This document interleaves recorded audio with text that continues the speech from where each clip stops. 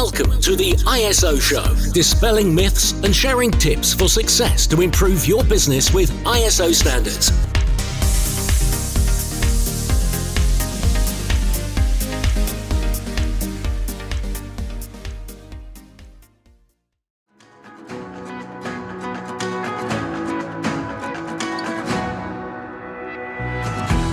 If you're listening to this podcast, then you're in great company. We've got thousands of listeners who have a thirst for continual improvement and raising standards in business.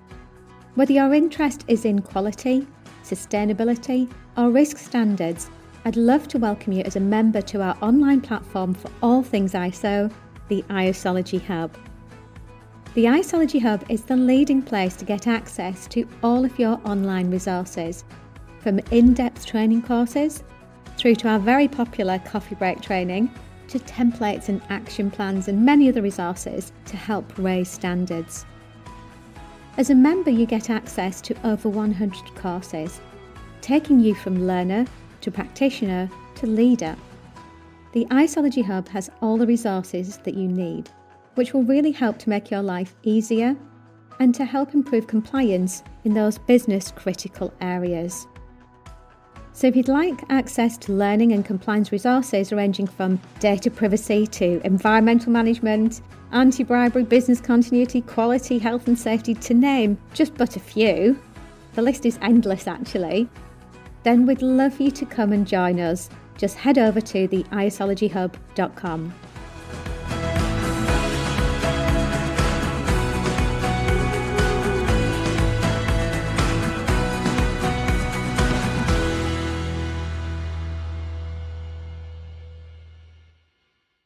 Hello everybody, it's Ian Battersby here again, one of the senior ISO consultants at Blackmores UK Limited.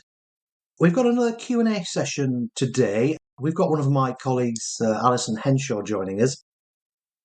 What we're going to discuss today is how international standards can support ESG reporting. Now, welcome Alison, hope you're well. First things first, can you define what ESG is? What does it mean? Yes, Ian, thanks for having me. So ESG is sort of an overarching framework. It's made up of 3 pillars focused on sort of different topics.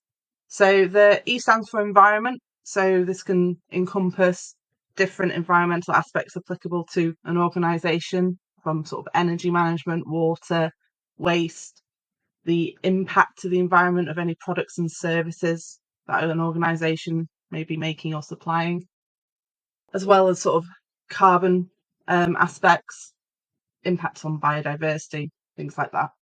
And then the S pillar is looking more at social aspects. So in terms of your organisation's relationships with stakeholders, such as your employees, the communities you work in, customers, as well as upwards through the supply chain, looking at things like human rights, labour practices, employee well-being and safety, and even goes as far as sort of like data privacy and security of personal data. Very broad then, isn't it? Social, environmental, it seems quite easy to pin down, particularly for me. I've worked in 14,001 for quite some time, but social is a very broad church, isn't it? Yeah, very much so. And whereas the E pillar is looking at your impacts on the environment, the S is looking at your impacts on people. Obviously, employment creation is a factor in that, but also are you having a positive impact on people directly? So are you keeping them safe in the workplace? Are you looking after their well-being? But then it can also go beyond your organisational sort of scope. It can be down the supply chain. So obviously, every organisation has a significant impact in terms of where they buy things from. And transparency of supply chains is a bit of a hot topic now, with different legislation coming out about supply chain transparency. Things in the UK like the Modern Slavery Act focused on this. And then in Europe now with the European anti-deforestation regs looking at traceability of timber products and other products. So very, very broad then. And also crosses into environmental there, as you've just described. The thing is with the ESG, that is a core sort of underpinning principle is that these are not silos. They shouldn't be treated as such. There is 100% crossover. So take environmental, for example. It's like in the UK, you have the COSH regulations, the control of substances hazardous to health. And part of that is obviously protecting the people using the substances, but part of that is also spill management and making sure you don't pollute the rivers or the watercourses Exactly, yeah. And so a lot of topics that you'll address under the ESG umbrella are comprehensive in that sense. It's not, okay, well, I've ticked my E column. There will be positive impacts in the S and the G as well. Indeed. And then the G then, the governance pillar.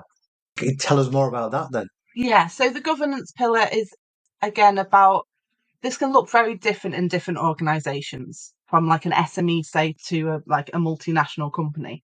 And multinational companies tend to have governance boards and they have committees and they do a lot of management in that sense. Whereas with an SME, obviously, you're more restricted in your numbers, especially at a senior level. But it's all about ethical conduct. It's about transparency in terms of fair wages and benefits, or investment in innovation, tax transparency, and creating a value chain.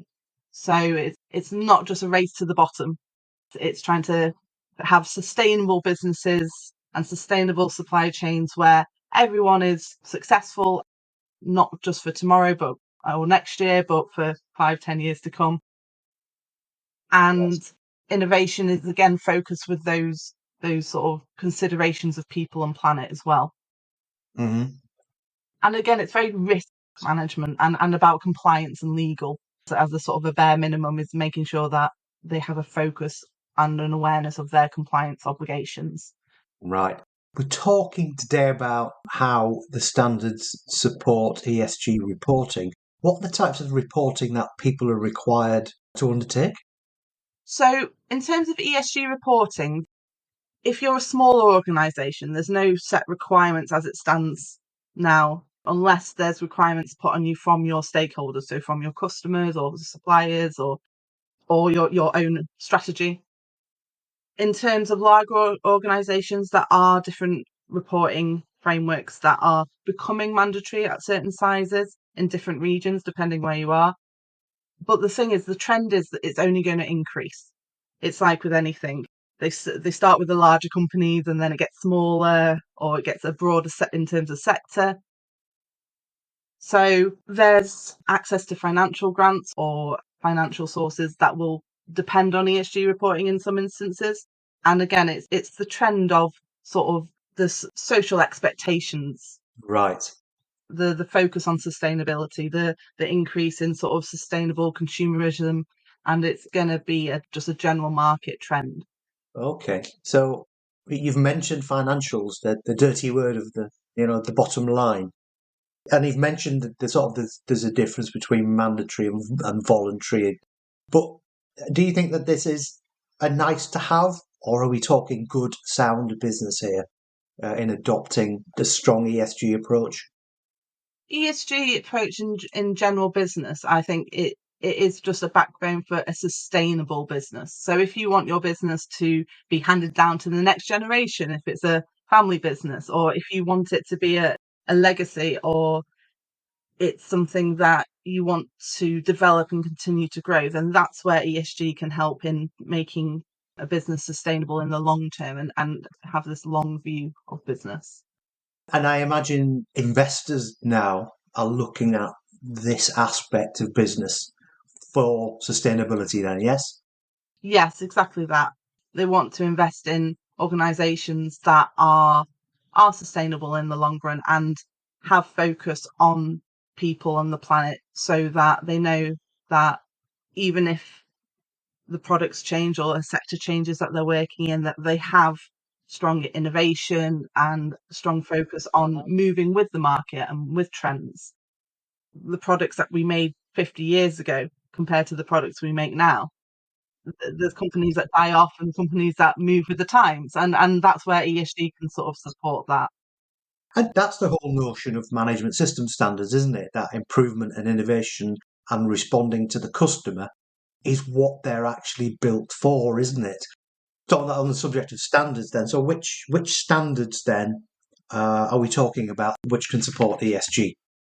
From a holistic point of view, the structure of ISO standards, the sort of the plan, do, check, act cycle, the need for monitoring and measurement, and the need for improvement supports the sort of principles of ESG, that quantifiable, that measurement, that having set objectives and looking for tangible improvement or action on a topic.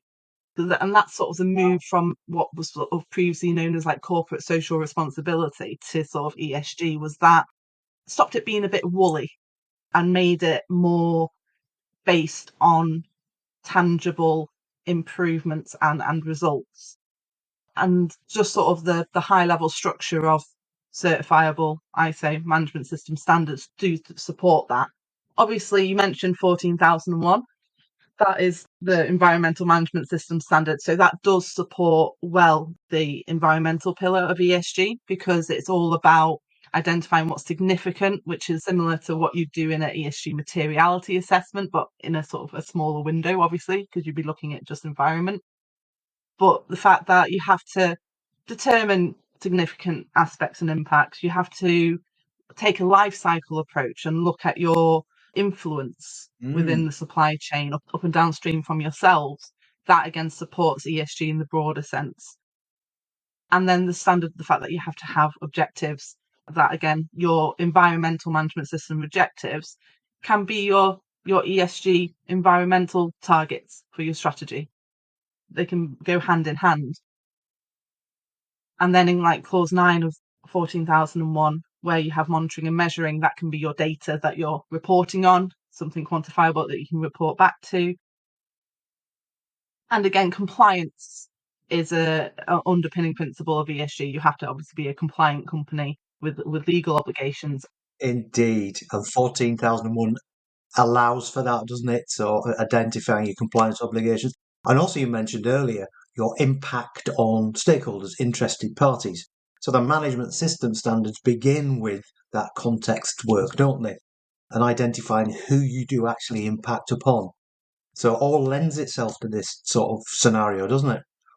Exactly. And the same goes for sort of the social pillar. If you're looking at safety, then ISO 45,001, it does the same in terms of making sure that you have controls in place and you've risk assessed your workplace and your activities, that you're keeping people safe. You've identified your compliance obligations. And then 45,001 goes a little bit further in terms of consultation and making sure that there's consultation with the workforce, whether that be unionised or non-unionised. You've got that clause again. When you look at sort of social responsibility and ESG, a lot of it is about not doing it by yourself. We're all interlinked, we're all working together and having to have those workshops, have those platforms where people can bring ideas and different opinions and discussions to it.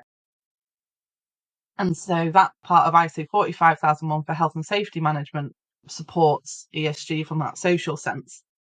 So are there standards on social and governance aspects as well then?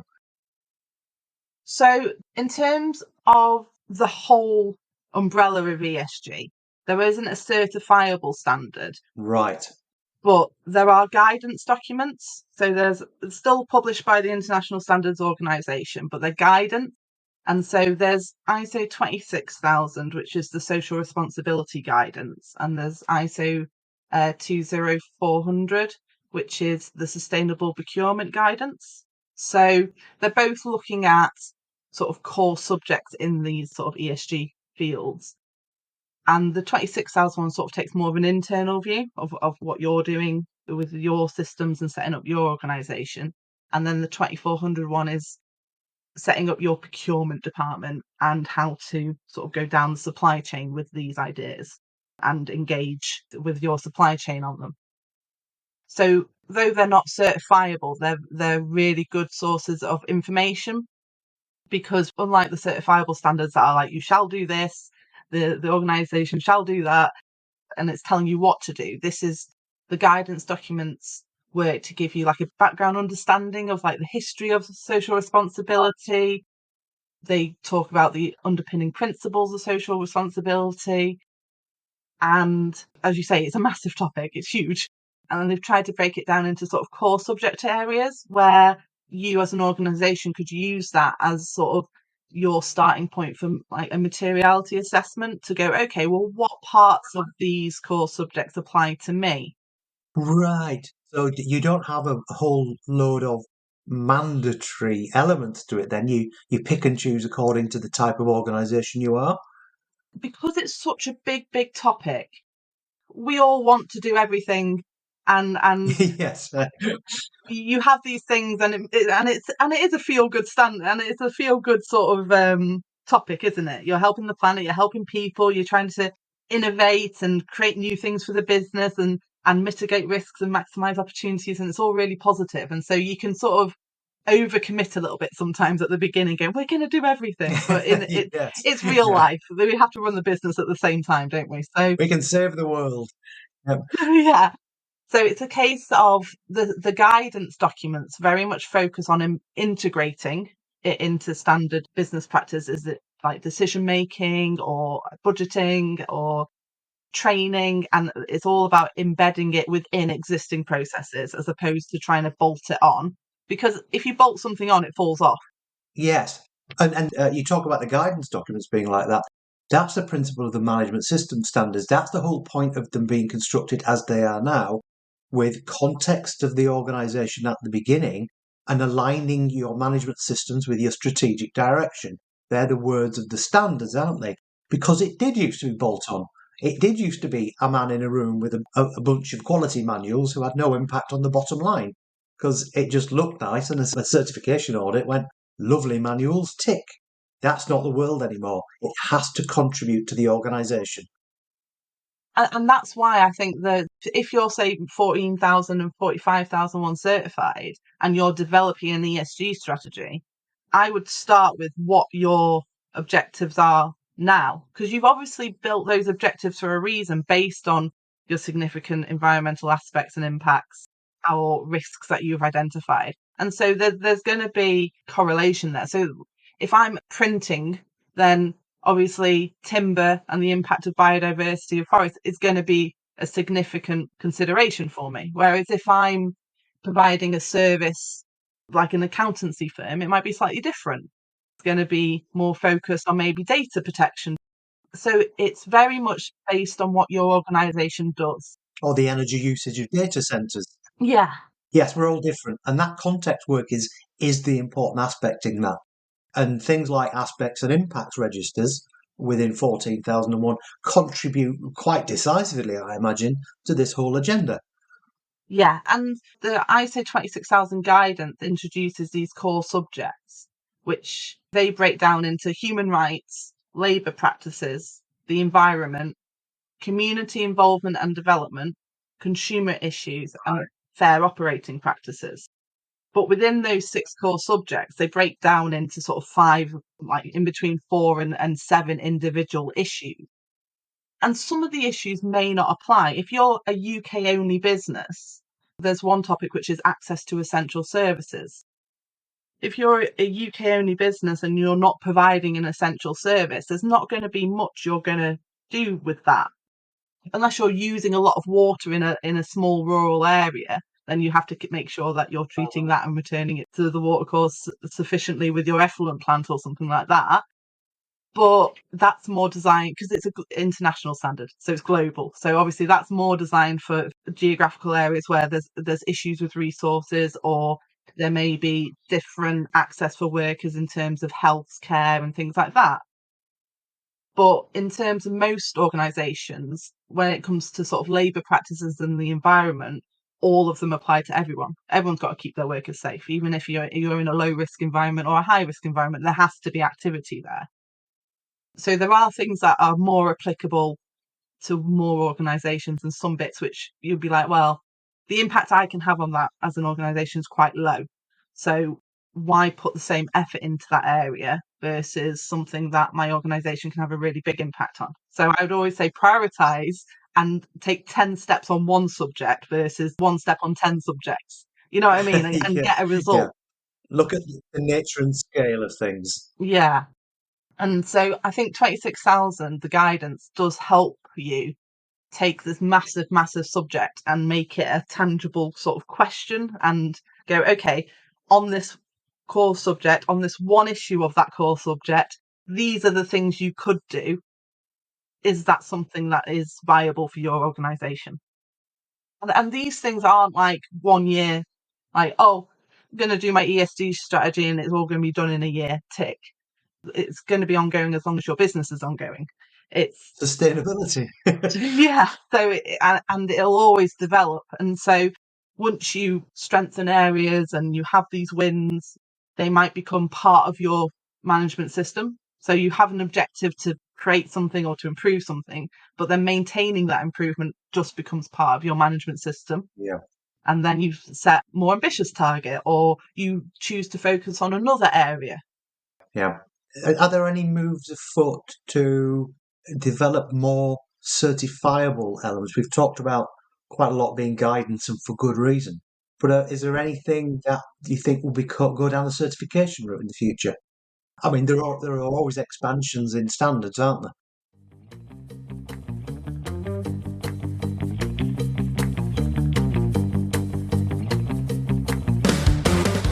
Are you new to ISO standards and want to know what it's all about? Or maybe your company has multiple ISO standards, but there's a lack of engagement and compliance. Whether it's quality, sustainability, or risk standards, the Isology Hub is your one-stop shop for all your online learning resources associated with raising your company's standards. From as little as £99 a month, you can have unlimited access to hundreds of online training courses and achieve certification for completion of courses along the way, which will take you from learner to practitioner to leader in no time. So what courses are in the Hub? Well, there are courses on everything a head of quality, sustainability, information security and health and safety would need to manage compliance and raise standards. With over 100 courses available to you, here are examples of just a few.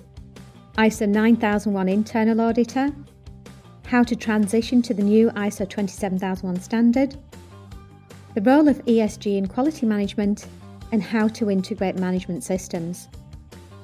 But it's not just courses in the Isology Hub. You can access templates, downloads, and action checklists to take your business to the next level. So why not try the Isology Hub today? Just click on the link at www.isologyhub.com and you'll get access to all our resources within minutes. If you're interested in embedding best practice across your organisation or would like to develop an awareness and training programme for employees, we offer a free learning and development session to tailor a bespoke training programme based on your organisation's needs. So we'd love for you to join as an Isology Hub member. Just head over to isologyhub.com to get access to your unlimited training and compliance resources.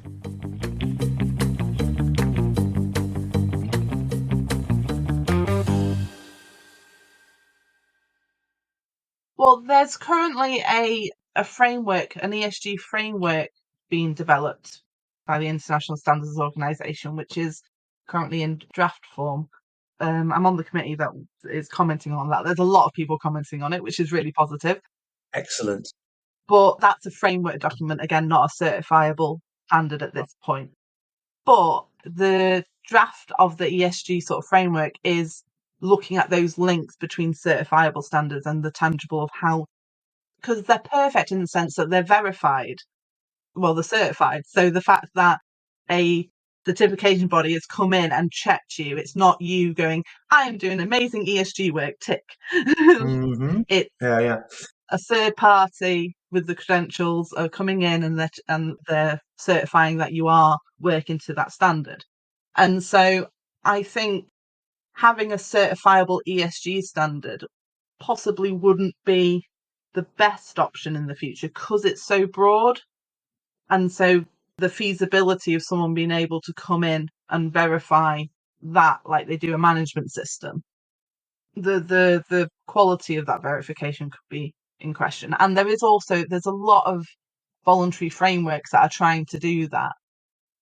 and they're developing generic sort of frameworks that you have to go to and report against and fulfill.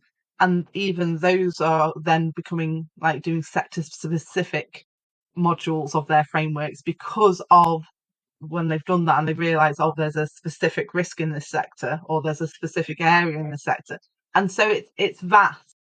And I don't know if it's too big from an international standard perspective.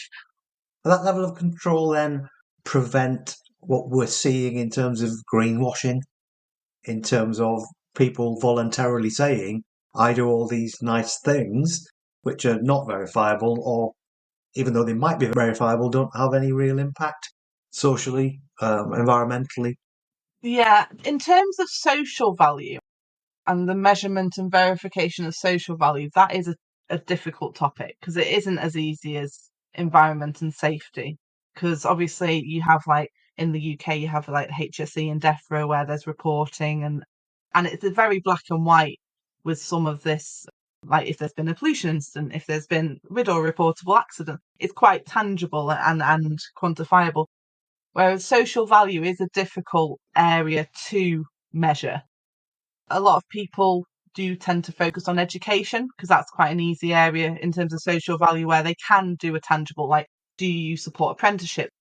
So, for example, there was a project with a local school where you get the business studies students come in and they can do a tour of your facility and then you give them a project to improve.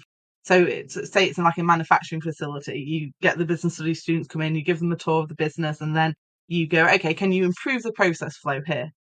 And try and get them to come up with a business case, a return on investment of how they would change the operations and then present it to, say, the senior management team of that business. So it's like a real world sort of work experience for the students.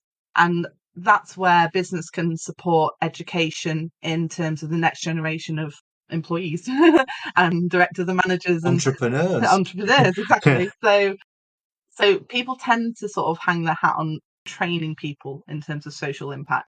And then obviously the charitable work. So again, if organisations give employees a charity day as a part of the benefits package, that's very tangible. They can go, okay, well, we have 100 employees, we gave them 100 days and 50% took it or 100% took it. And these were the charities that were supported by that time. And again, it's quite quantifiable that it's the organisation has donated X amount of employee time in that effort. But yeah, in terms of general social value, it's harder to quantify that, especially if you're in, say you're in a sort of a decorative market and you could argue that having beautiful things helps well-being. How do you monitor that? How do you measure well-being? Yeah, there's always going to be aspects of sort of community involvement and development and your social positive impacts that is going to be hard to quantify. But going back to your question about if there isn't a certifiable standard for ESG, how do you stop greenwashing? Well, I would say that government bodies are tackling that. The UK government DEFRA have published updates and it's more under consumer rights and sort of fair and transparent. And under 26,000 consumer issues and accuracy and transparency of product information, business information is included in there. But I think it's been dealt with at a legislation level to prevent those things. And there is a lot of self-policing within sectors on those areas. So, and I know that trade associations are doing work in sectors as well where their members are saying, well, people are saying this and it's just not true. How do I compete with that? Yeah, that's it. There is competition to present yourself in a marketplace, isn't there? So, and you just talked about fairness and accuracy and transparency. They're all words that I'm sure are littered throughout all of the guidance documents, the standards, and the whole subject area of ESG, aren't they? Yeah, the main principles that are put forward as sort of the social responsibility ESG principles are accountability, transparency, ethical behaviour. And then it's all respect for different external factors. So it's respect for stakeholder interests, respect for the rule of law, respect for human rights, and respect for international norms of behaviour. So this is where you're then balancing all those different social and factors from a global perspective. So it's difficult. So Have we got any resources to help people? Have we got anything that might cut through all of this for our listeners? So we've developed, using the 26,000 social responsibility guidance, we've developed a gap analysis. So if you wanted to align, because you can't certify, but align yourselves to 26,001 when you're developing sort of an ESG strategy and pull in your management system aspects that may be already embedded in your business, then we conduct gap analysis just so you can see areas where you're already compliant or you're already doing something under a different name, which is really common. Loads of people go, oh, we don't do anything for ESG. We've not done anything. This is all new to us. And then it's like, Oh, yes, you but do. we've got this environmental initiative. Oh, but we've got this waste reduction initiative because we're a manufacturer. And I'm like, well, that's an environmental initiative. You're reducing waste. It's like, oh, I didn't think of it that way. And so there is a lot of things that people do already just for good business in terms of people retention or developing the workforce that come under the social banner, the things they do to ensure compliance and ensure risk is mitigated under the governance banner. And so the gap analysis is quite good because a lot of it reframes your way of thinking and makes you realise that you're not at step one. Well, that's what we're here for, really, isn't it? This is where I've centered things in my career. The standards don't mean much to many people. They can't get through them without putting them down and walking out of the room. We need to translate standards into the language people understand in their business, and that will be really helpful, wouldn't it? Yeah. And we also have like a materiality assessment that helps, again, go through these very vast areas and vast topics and help determine, okay, which of these are important to us, which of these are important to our stakeholders, whether that be customers, whether that be suppliers, whether that be investors, which of these can we actually control, or can we only influence, or is that influence significant? What's the potential risk to the business if something happened in one of these risk areas? So what if modern slavery got discovered in my supply chain? How would that impact my business? What would happen if we weren't aware of our compliance obligations in terms of tax transparency and all the issues there? What would happen if there was an environmental incident? What would happen if someone got hurt in our workplace? And looking at what should be the focus of an ESG strategy. Where should you start? And from that, you basically find out what your priorities should be, where you should put your efforts. And then you can take it as far as you want to take it. Then you could develop an ESG strategy, put in ESG objectives and targets. If you're not mandated for any reporting, you don't have to do reporting, but you could use an external voluntary framework to report, especially if a framework's developed something relevant to your sector. So quite a well-known sector-specific framework would be something like FSC or PEFC for timber. So that's something where people will they'll have assessors come in and they'll get audited against the standard and they have to demonstrate compliance for that sector, for that timber, for that product. Or it could be something like GRI standard reporting, where it's more of a generic ESG reporting framework. There's lots of different ones out there. There's frameworks based on the UN Sustainable Development Goals. They don't need materiality assessments in the same way others do. So you can pick and choose what's best for you if you wanted to do an external framework, or you could just do it as an internal activity that you want to build into your business strategy and start that journey. Because the thing is, starting it internally, when it becomes mandated, then you're already on a winning foot, aren't you? Because the trend of it all is going that way. So even if it doesn't get mandated to you by legislators, it may become mandated to you by procurement departments, especially if they work in public sector, customers, retailers with big brands, because they want to distinguish themselves. Yeah. You don't work for us unless you follow our rules. Yeah, especially with sort of like high street retailers. A lot of the higher end brands on the high street, they're competing with lower price competitors and they want to distinguish themselves.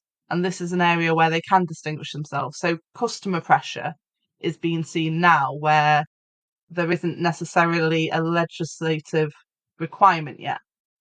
So I think that'll be where it comes from first. and then it will just develop. So even if you do it as an internal exercise, just to sort of try to unify your strategy and build in these principles to your strategy, then you can use the plan, do, check, act cycle, and you could use the management review function in your certified management system as a great opportunity to review the ESG reporting and performance. The certifiable standards really do support ESG in the sense of having that structure, having that plan, do, check, act cycle in place, embedded as a tool. We seem to have a few things on the Isology Hub where we tend to end on plan, do, check, act. It's quite interesting. To sum up then, Ali, is there anything you can say to our listeners that can just encapsulate all of this in one phrase? What's important, what they need to think about? I'll put you on the spot there, clearly. Most of our listeners will have a certified management system, and that's why they're listening, or they're looking to get one. And so what I would say is that you will have already got a process in place that can support an ESG initiative, program, strategy, and you can make it as big as small as you want at this point. And therefore, it's a case of you won't be starting from nothing.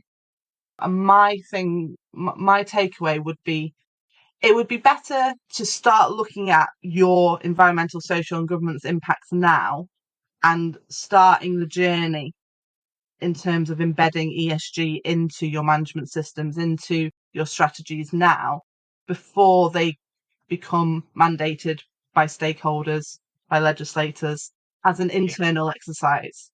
Because then you're embedding sort of the principles behind social responsibility and ESG, you're embedding a culture, and it becomes a norm. And then if it's a normal way of working internally, you can develop it as it suits your organisation and strengthen it and make it work for you.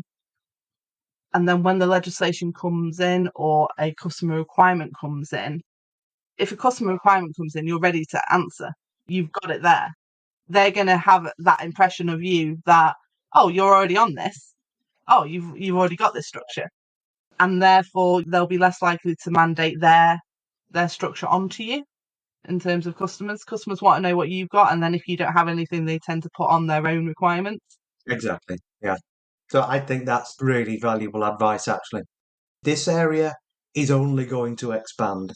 It's not going to go away, and there are going to be more verification exercises in the future. So being ready the sooner rather than the later does appear to me to be an extremely valuable piece of advice.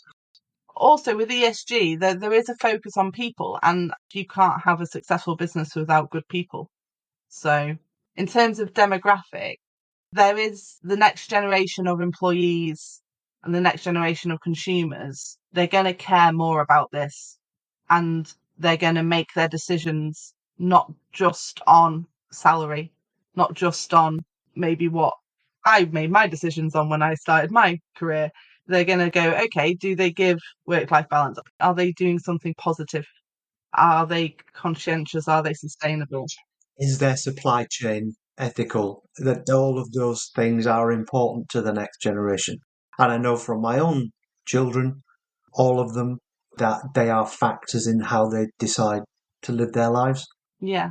Not just as consumers, but as it's their life. Yeah. Yeah. What they buy, who they work for, it's part of them, isn't it? So it's a case of ESG can help attract talent and also can help attract consumers. So as you say, there's greenwashing for a reason, because people want to see it. So people wouldn't lie about it if it wasn't important to someone. Well, I think that's a very good line to end on, Ali. I'm sure we could talk for hours. This is a topic that won't go away, won't diminish, and as we've just said, is of great importance to the next generation. So I think that's an important point to end on. Thank you to everybody for listening. That's been our Q&A on how international standards can support ESG reporting. Hope you enjoyed it. Give us a review if possible. Thank you very much. Bye-bye.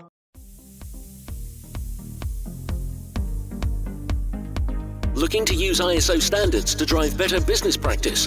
Contact us at blackmoresuk.com to access further information and book your free 15-minute call.